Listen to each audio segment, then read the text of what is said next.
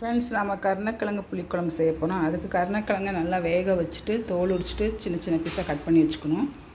புளி ஊற வச்சுக்கணும். அப்புறம் தேங்காயும் குழம்பு மசாலாவும் சேர்த்து அரைச்சி வச்சுருக்கேன். அப்புறம் தக்காளி, வெங்காயம், பச்சை மிளகாய், கருவேப்பிலை, தாளிக்கிறதுக்கு கடுகு, உளுந்து பருப்பு, வெந்தயம். நம்ம கரைச்சி வச்ச புளியை இந்த மசாலா கூட சேர்த்துக்கலாம். இப்போ ஒரு வாணலி அடுப்பில் வச்சுட்டு கொஞ்சம் எண்ணெய் சேர்த்துக்கலாம். எண்ணெய் சூடாச்சு கடுகு, உளுந்து பருப்பு போட்டுக்கலாம். அடுத்து வெந்தயமும் போட்டுக்கலாம். கடுகு வெடிச்சிருச்சு.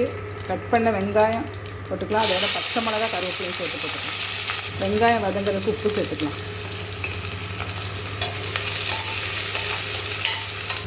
வெங்காயம் வதங்கிடுச்சு. கட் பண்ண தக்காளியை போட்டுக்கலாம்.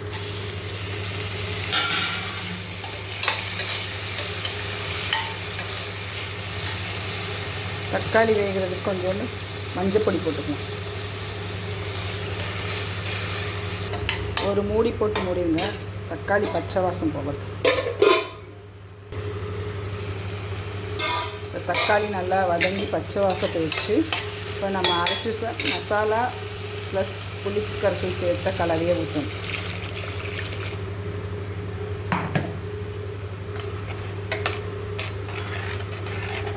இப்போ குழம்புக்கு தேவையான உப்பு சேர்த்துக்கோங்க.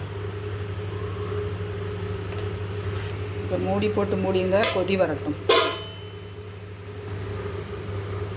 குழம்பு கொதி வந்துருச்சு. இப்போ வேக வச்சு கட் பண்ண கருணைக்கிழங்கை சேர்த்துடலாம்.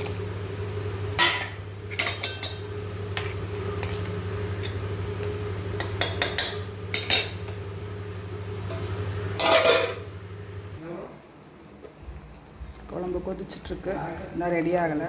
எண்ணெயெல்லாம் பிரிஞ்சு வந்தோடனே இறக்கிடலாம். கருணைக்கிழங்கு புளிக்குழம்பு ரெடி ஆகிடுச்சு. சுவையான கருணைக்கிழங்கு புளிக்குழம்பு ரெடி.